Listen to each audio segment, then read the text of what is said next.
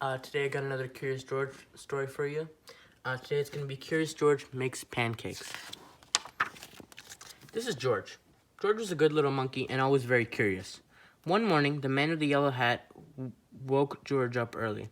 "Time to get up," George said. "The pancake breakfast is today." George loved the pancake breakfast. It was a fundraiser held by every year to make money for special programs at the children's hospital. Besides eating pancakes, there were all kinds of games to play. Even the mayor came to play, but first he gave a welcome speech.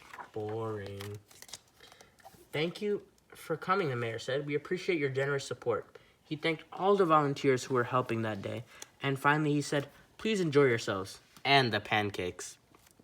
When the mayor finished, the man with the yellow hat said, "George, I'm going to buy our tickets. Please wait here, and don't be too curious." George waited like a good little monkey, but something smelled good. Could it be pancakes? George was curious.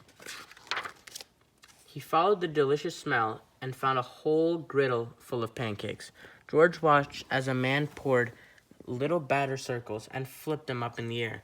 It looked like fun to make pancakes. George wanted to help.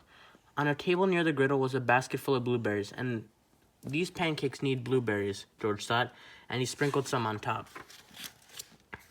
Meanwhile, the man at the griddle was so busy he didn't even notice the little monkey helping him. But the line grew and grew.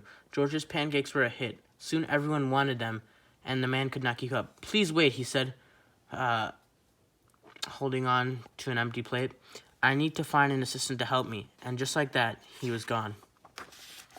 George looked at the people waiting in line, and then at the empty griddle. Why, he could make pancakes. He could be the assistant. George poured the batter into nice round circles.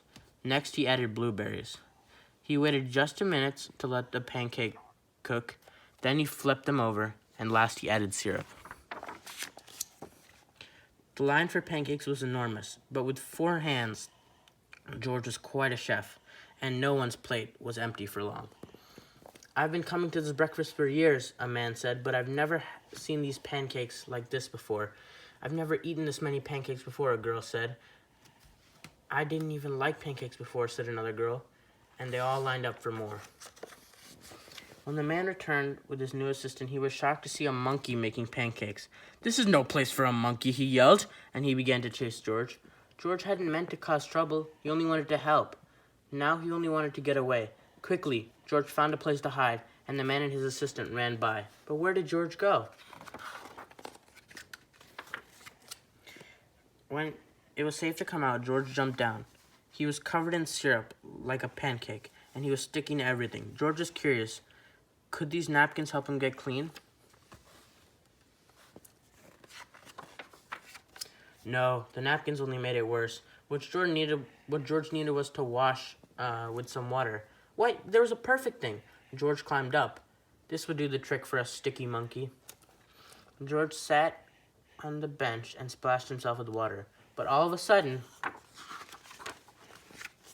splash! George was in the water. What a surprise! George climbed up again and splashed back down. He'd never been in a dunk tank before, and he'd never had so much fun getting clean. Soon everyone was having fun, and the line at the dunk tank grew even longer than the line for the pancakes. Later, the mayor came by. "I've heard all about your delicious pancakes," he said. "You've made our fundraiser a big success, and I have a special favor to ask you." At the end of the day, George got to present the money from the fundraiser to the president of the hospital. "Thank you, George. This has been our best year ever," she said. "Will you come back and make pancakes again next year?" George nodded, and everyone cheered. The end. Thanks, guys.